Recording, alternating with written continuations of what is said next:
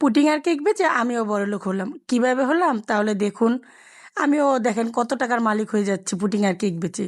তাহলে চলুন কিভাবে হলাম তা নিয়ে বিস্তারিত বলি। ছেলের স্কুল পার্টিতে বাধ্য হয়ে দোকান দিতে হয়েছিল আমাকে।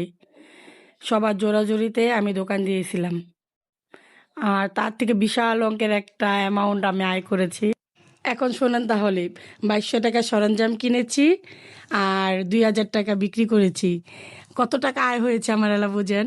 বিশাল অঙ্কের একটা অ্যামাউন্ট আমি আয় করি। তার মধ্যে আবার হয়েছে আরেক জ্বালা।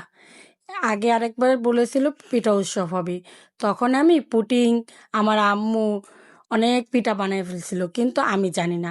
আমার এক বান্ধবী, মানে আমার ছেলের বন্ধুর মা ফোন দিয়ে আমাকে বলে, ভাবি পিঠা উৎসব তো হবে না। তখন আমি কি করব, বাধ্য হয়ে ওইগুলো আমাদের নিজেরই খেতে হলো।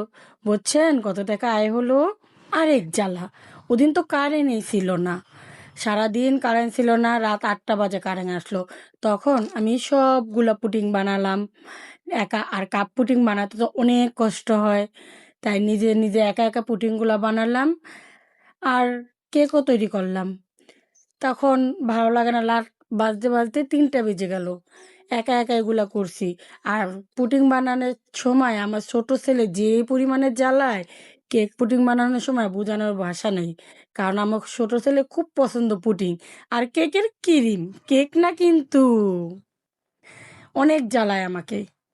আর রেগুলা আমরা বানিয়ে সব ঘুমাতে ঘুমাতে আমার রাত 4টা বেজে গেল। সকালবেলা যেতে হবে। সকালবেলা ঘুম থেকে উঠে আবার সবার জন্য রান্না রান্না করলাম।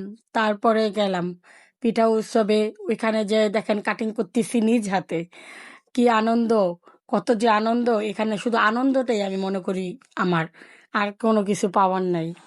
ছেলের আনন্দে আমার আনন্দ। ছেলে শখ করছে ও পিঠার দোকান দিবে, তাই আমি তো আর পিঠা বানাইতে পারি না, আর আম্মু আর দেশে তখন পিঠা বানায় দেওয়া হয়নি। এজন্য আমি নিজে শুধু কেক আর পুডিং নিয়ে চলে গেছিলাম।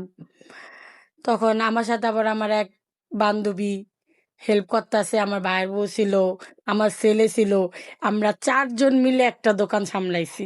দেখছেন কত ইনকাম। আর দেখেন কত ভিড়।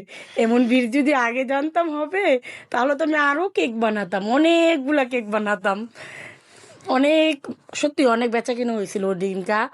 বাট আমি কম প্রাইজে দিছিলাম ইচ্ছা করে, কারণ আমার ইচ্ছে ছিল না আমার শুধু খরচটাই উঠুক, লাভ করার কোনো ইচ্ছে ছিল না।